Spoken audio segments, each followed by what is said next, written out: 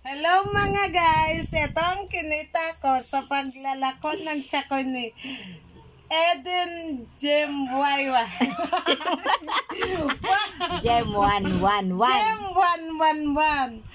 Ngayon, ito, nagbibilang ako ng barya kasi ayoko ng buo.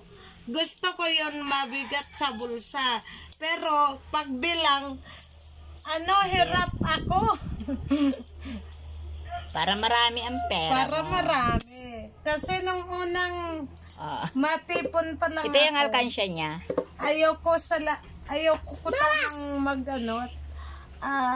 nakakanong mag-ipon.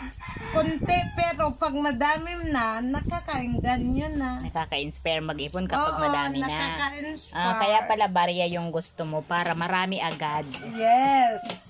Na-inspire ka kapag marami. Dito ko ito tinatago. So, kumusta naman yung pagtitinda mo? Ano namang epekto sa buhay mo? Ayos lang naman. Madami akong suki.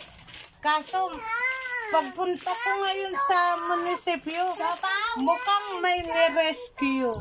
Kasi natutulog, hindi daw nagigising. Oo, ni-rescue. So, nag-usyoso ka. Nagkasabatan pa kami nun, pandemonggo yun. Na tsakoy.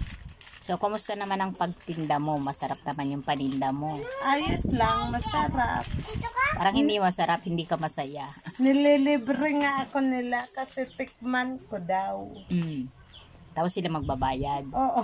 Ay, sana all. Ba't ikaw may ganun? Nakakalibre ako. Ba't nung ako ang nagtitinda, walang ganun sa akin? Sa iyo Ay, meron. sorry ka. Talagang malakas ang iyong appeal. Dito ako nagtatago ng pera kasi pag sa bahay nawawala. Alam nyo kung bakit nawawala? Malikot ang kamay. Don't talk about that. Okay. Okay, tapos na tayo guys. Ayan, yung pera niya, dito niya sa akin iniiwan. Para daw nakakapag-ipon siya. So, iyan yung lagayan. Ano namang masasabi mo sa mga wala pang hanap buhay dyan sa paligid? Sorry kayo guys. Talo ko kayo. Anong talo ko kayo? Magtinda rin kayo. Ganon. Hindi ka lang. Magtinda rin kayo. Ganto. Diba? Pinagkakamalan akong baliw, pero sabi nila wag daw bumili sa akin kasi ibibili ko lang ng sigarilyo. Pero ito nagtsatsaga akong mag-ipon. Oo. So magkano naman kinikita mo sa kalahating araw? Kalahating araw mo, di ba yung dala mo 150 piraso? 750 ang benta mo. Oo, ang benta so, ko. sa 750 na benta mo, meron ka dong 225. So, yun yung kita mo sa kalahating araw na pagtitinda. Imagine that. Anong oras pala ngayon? 3 o'clock. Maaga, wag pa. 3 hours. Pa atang maglako. So, 3 hours lang siyang nagtinda. Mulang 1:30 nga ikaw nagsimula.